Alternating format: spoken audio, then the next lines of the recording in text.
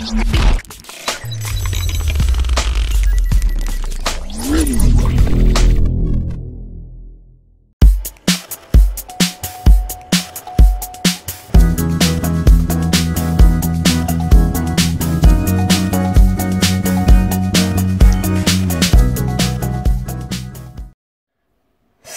à tous, on se retrouve aujourd'hui pour une petite vidéo de vlog, une petite vidéo très rapide pour vous aider à choisir, à faire le bon choix dans l'achat d'un smartphone. Donc, on va remettre la lumière.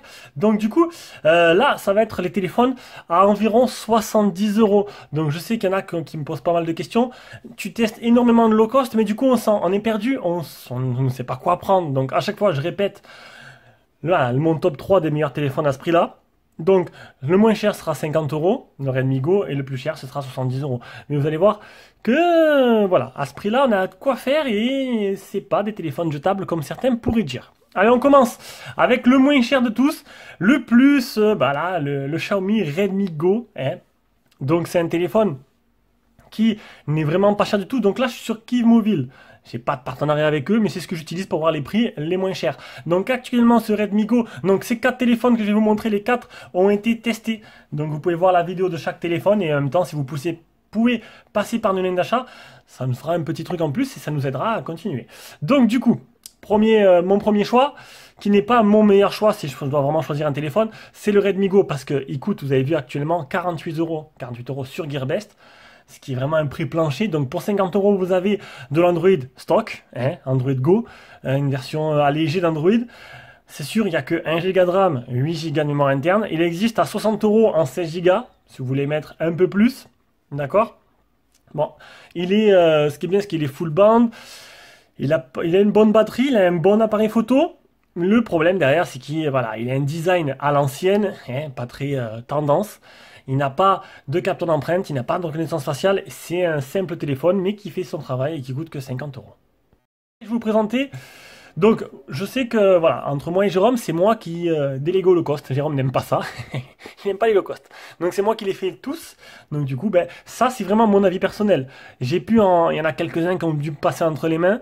Et si Jérôme en a fait quelques-uns, je peux pas savoir si ils sont bien ou pas, parce que c'est pas moi qui les ai fait. Donc là, c'est vraiment sur les téléphones que j'ai fait moi.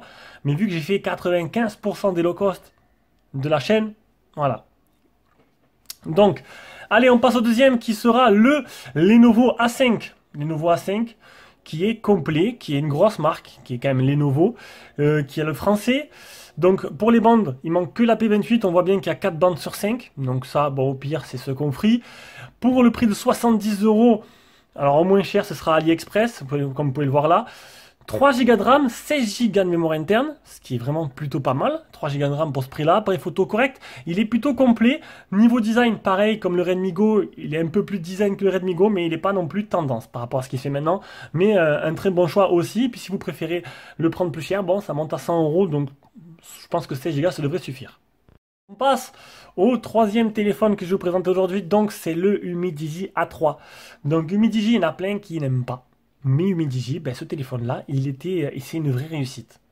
Franchement, alors 4 bandes sur 5 qui manquent encore une fois la B28, un très bon appareil photo qui marchait très bien, m'a laissé de très bons souvenirs. Alors il existe deux modèles, le Humidigi A3 qui coûte, vous avez vu, vraiment pas cher, 70 €, mais il y a aussi l'A3 Pro qui coûte à peine quelques euros de plus, donc tant qu'à faire peut-être rajouter un petit peu pour avoir 3 Go de RAM et un peu plus de mémoire de stockage, donc c'est plutôt pas mal. Donc, un bon téléphone qui est complet partout, capteur d'empreinte, reconnaissance faciale, photo, bonne batterie, donc la batterie elle est de 3300 mAh, complet partout, 5,5 pouces, voilà, franchement j'ai adhéré, pour moi c'est une petite réussite, donc du coup vous pouvez l'acheter les yeux fermés aussi. Le dernier téléphone que je vais vous présenter, c'est il n'y a pas encore le test il est dans la boîte, il est sur YouTube, il va être posté, il sera posté avant le guide d'achat bien sûr, donc le test, petite surprise de ce mois de juin, un téléphone à encoche avec des bords livrés assez gros pour ceux qui ont vu le déballage, un téléphone qui coûte 71 € actuellement, qui a pas la B28, qui a une batterie 3360 mAh, qui a un processeur qui est étonnamment puissant. Donc là, le Antutu, c'est une erreur. Il fait pas 38 600. Hein. Je crois que c'était plus aux alentours de 57. Je sais plus exactement, mais il y avait un bon score, qui a un très bon appareil photo, qui fait 3 Go de RAM, 32 Go de mémoire interne. À ce prix-là, c'est vraiment exceptionnel, 70 €. Et un processeur Sucom, c'est pas du Mediatek, c'est un processeur que je connais pas, mais qui tourne très bien. Fluidité, réactivité exemplaire. Voilà, pour ce Doogee N10 avec un écran de 5,84 pouces, qui pour moi, c'est vrai, est mon petit coup de cœur. Il est plutôt pas mal. Voilà, je vous ai présenté aujourd'hui mes 4 téléphones du moment. Hein. J'espère que ça vous a aidé. J'essaierai de faire pareil pour un prix plus cher, et j'essaierai de faire des paliers. Donc si la vidéo marche et qu'elle vous a plu, que vous demandez d'avoir d'autres guides d'achat, je continuerai à le faire de cette façon-là, le plus simple qui soit, parce que c'est toujours été comme ça qu'on fonctionne, tout simplement. Allez, je vous fais de gros bisous. Si vous aimez nos vidéos, un petit pouce bleu, petit partage, abonnez-vous et continuez à nous laisser autant d'amour et de commentaires. Ciao, ciao.